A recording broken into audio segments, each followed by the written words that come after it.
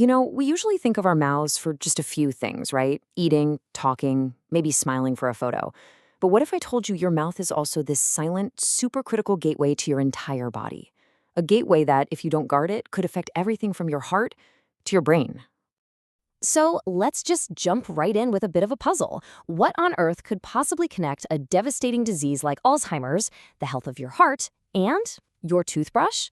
The answer, as it turns out, is a microscopic drama that's unfolding inside your mouth every single second of every day. To really wrap our heads around this, we have to completely reframe how we see the mouth. It's not just, a bunch of teeth and gums. Think of it more like a bustling city of microorganisms, a really complex and delicate ecosystem. And just like any ecosystem, it can get thrown way out of balance. And there's a scientific name for when that balance gets wrecked. It's called oral dysbiosis. This is really the central problem in our story today.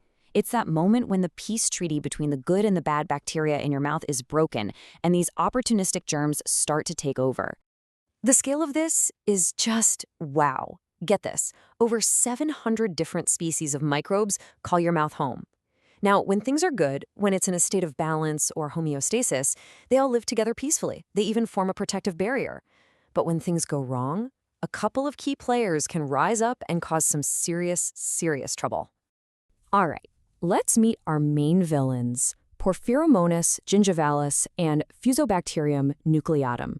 You might want to remember those names, because when oral dysbiosis gives them an opening, these bacteria don't just stop at causing cavities or gum disease. Oh no, they've got much bigger ambitions, far beyond the mouth. So the huge question is, how do these microscopic troublemakers actually pull off a great escape from the mouth and get to other parts of the body? Well, it turns out they are shockingly clever escape artists. And their escape plan is surprisingly complex. As you can see here, they have 3 main superhighways they can use to invade the rest of your body. This isn't just a local problem in your mouth anymore. This is a systemic, body-wide invasion. Let's break down those escape routes. First, you've got the most direct path, the bloodstream, usually through bleeding or inflamed gums. Then there's a much sneakier route, traveling along our nerve pathways. And finally, they can just be swallowed and take a journey down through our digestive system, which creates something called the oral gut axis. Now that nerve pathway, it's absolutely fascinating. Some of these oral germs can actually invade our own immune cells. They hide inside them, basically hijacking them like a Trojan horse, and then hitch a ride along our nerves, sometimes going all the way up to the brain. It's an incredible and honestly terrifying act of microbial espionage. So once these bacteria are out and on the run, what happens next? Well, this is where that connection to those major diseases becomes alarmingly clear. The body is officially under attack from the inside. I just want you to let this number sink in for a second. 10.68. We're talking about a more than 10-fold increased risk of Alzheimer's disease when these oral bacteria are found in the brain. This is not a small, maybe sorta connection. This is a massive, flashing red flag. So how is this even possible? Well, bacteria like that P. gingivalis we mentioned can actually weaken the super protective barrier around our brain. Once there's a breach, they and their toxic junk can get in and trigger inflammation in the brain. This can lead to the buildup of those amyloid beta plaques that are a hallmark of Alzheimer's. And the smoking gun? They've actually found these exact oral bacteria in the brain tissue of deceased Alzheimer's patients. Now, it's not always a one-way street of attack. When we look at diabetes, what we actually see is a vicious cycle, where each condition makes the other one worse.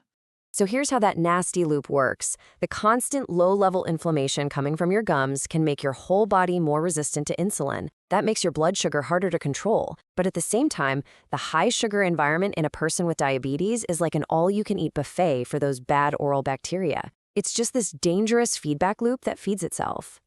And the evidence for heart disease is just as strong. When these oral pathogens get into your bloodstream, they can directly contribute to the hardening of your arteries.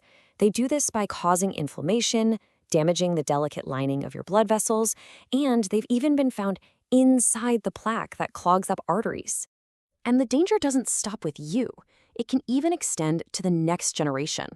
For pregnant women, oral dysbiosis is a really significant risk. Bacteria like F. nucleatum can travel all the way to the placenta, and trigger inflammation that can lead to awful outcomes like preterm birth, low birth weight, and preeclampsia. Okay, I know that was a lot of alarming news, but here is the most important part of this whole story. You are not powerless, not at all. That gateway can be defended. So, what's the plan? Your defense plan is actually pretty simple, but it is incredibly powerful. Step 1, and this is the big one, the absolute non-negotiable, meticulous brushing and flossing. Step 2, regular dental checkups for that deep professional cleaning. Step 3 is about managing the other stuff, your diet, smoking, stress, things that fuel inflammation in your body. And finally, step 4, there's some really interesting new research on oral probiotics to help keep that microbial balance in check. When you step back and look at all this, it really points to a simple but pretty radical shift in how we need to think about health. It means we have to tear down those old walls that have separated medicine from dentistry for way too long. And I want to share this powerful quote from the source material because it just says it all. Bringing an end to this historical split between the mouth and the rest of the body will create new possibilities for the betterment of public health in general. That's the key takeaway, right there. Your oral health is your overall health. They're not separate things. So I'm going to leave you with this final thought. The next time you go to book a dental cleaning, don't think of it as just a checkup for your teeth. Realize that what you're actually doing is taking a critical, proactive step in checking up on the health of your entire body.